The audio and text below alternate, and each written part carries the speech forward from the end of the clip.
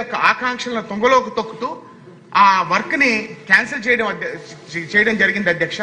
దానివల్ల లోచర్ల ఎత్తిపోతల పథకం వల్ల సుమారు 1732 ఎకరాలు, శివడవలస ఎత్తిపోతల పథకం వల్ల 2593 ఎకరాలకి సాగునీరు అందించే పరిస్థితి ఉంది అధ్యక్ష.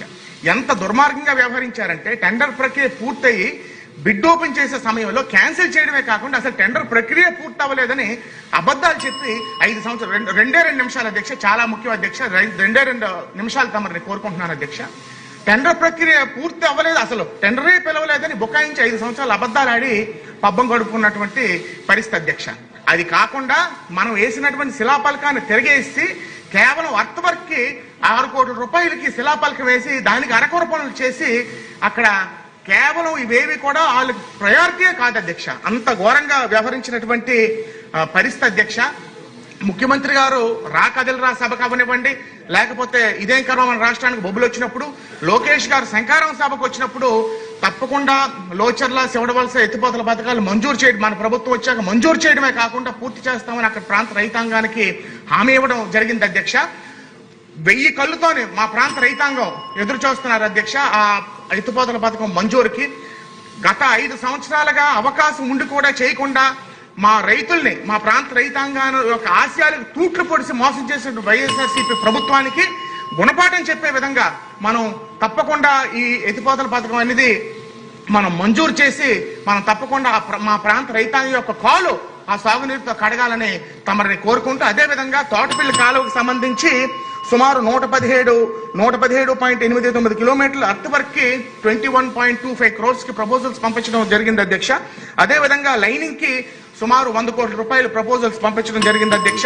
దయచేసి అవి కూడా మంజూరు చేస్తే చిట్ట చివరి వరకు కాదు, మీరు ఇంకా ఎక్సర్సైజ్ కట్టించుకున్న నీరు లభ్యత ఉంటుందని తమ ద్వారా తెలియజేసుకుంటూ మీ వద్ద సెలవు తీసుకుంటాను అధ్యక్ష.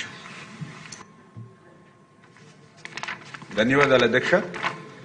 గౌరవ సభ్యులు అడిగినటువంటి విధంగా లోచర్ల లిఫ్ట్ స్కీము 16.41 కోట్లు, అదేవిధంగా సేవాడ వలస లిఫ్ట్ స్కీము 22.95 కోట్ల రూపాయలతోటి ఆ రోజు జనవరి 2019న 80-81 జీవోల ద్వారా ఆ రోజు శాంక్షన్ ఇవ్వడం, అదేవిధంగా టెండర్లు పిలవడం కూడా జరిగింది అధ్యక్ష.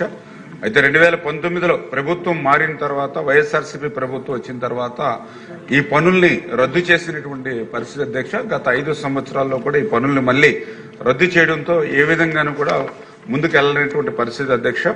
అయితే గౌరవ సభ్యులు ఏదైతే ఇప్పుడు ఈ యొక్క 2 లిఫ్ట్ స్కీమ్స్ యొక్క అవసరాన్ని ఏదైతే ప్రతిపాదించారో దాన్ని పరిశీలించి అధికారుల చేత ఎస్టిమేషన్లు తెప్పించి ఆర్థిక శాఖ పంపిస్తామని చెప్పి మీ ద్వారా తెలియజేస్తున్నాను అధ్యక్ష. ఇంకా రెండవది ఏదైతే తోటపల్లి కాలువకు సంబంధించినటువంటి శివారు ప్రాంతానికి సాగునీరు ఇబ్బందులు గురించి ప్రస్తావించి ప్రశ్న అడగడం జరిగింది అధ్యక్ష. ఈ తోటపల్లి బ్యారేజ్ అనేది 131,000 ఎకరాలు కొత్త ఆయకట్టుకు, 64,000 ఎకరాల స్థిరీకరణకు ఏర్పాటు చేయడం జరిగింది అధ్యక్ష. అయితే ప్రస్తుతం ఇది 84,000 ఎకరాలకు మాత్రమే సాగునీరు అందుబాటులో ఉంది. అందులో పర్టికులర్ గా, ఎందుకంటే నేను మొన్న కూడా చూశాను అధ్యక్ష, మొన్న ఖరీఫ్ సీజన్ కు సంబంధించి అక్కడ ఉన్నటువంటి ఎమ్మెల్యేలు కూడా ఈ తోటపల్లి కాలువకు సంబంధించిన సమస్యను కూడా నా దృష్టిలోకి తీసుకురావడం జరిగింది. పర్టికులర్ గా పార్వతీపురం, అదేవిధంగా బొబ్బిలి, రాజం, చీపురుపల్లి, నెల్లిమర్ల, హెచ్చర్ల ఈ 84,000 ఎకరాల అధ్యక్ష.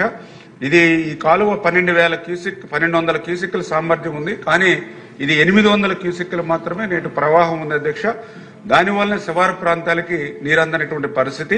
దాని మీద లాస్ట్ టైం ఎమ్మెల్యేలు అంతా వంతుల వారి విధానంలో ఏర్పడితే మేము కలెక్టర్ గారితో చెప్పి మళ్ళీ మీటింగ్ ఏర్పాటు చేసి కొంత వంతుల వారి విధానంలో పెట్టి అదృష్టవశాత్తు కొద్ది వర్షాలు కూడా పడ్డంతో ఆ సమస్య కొంత తీరినటువంటి పరిస్థితి. దీని మీద మేము కూడా ఆలోచన చేసి ఈ 1200 క్యూసిక్ల నీరు 800 పోతుంది కాబట్టి దీనికి కారణం ఏంటని చూస్తే డీసెలిటేషన్. అంటే గత 5 సంవత్సరాల్లో ఒక్క రూపాయి కూడా డీసెలిటేషన్ ఖర్చు పెట్టకపోవడం వల్ల ఈ ప్రాబ్లం వచ్చింది. దయవుంచి మీ ద్వారా కూడా గౌరవ సభ్యులు కూడా కోరుతూ ఉన్నాం, మన ప్రభుత్వం వచ్చిన తర్వాత డీసెలిటేషన్ సంబంధించి 4.70 లక్షలు, అదేవిధంగా 67 లక్షలు, అంటే మొత్తం 5,40,00,000 రూపాయలు ఇచ్చాం మనం డీసెలిటేషన్. కానీ అక్కడ పనులు చూస్తే 2.98 మాత్రమే చేశారు, ఇంకా బ్యాలెన్స్ అమౌంట్ ఉంది.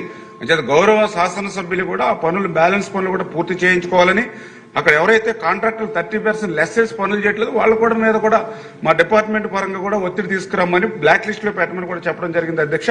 రెండవది ఆఖరిగా సభ్యుల యొక్క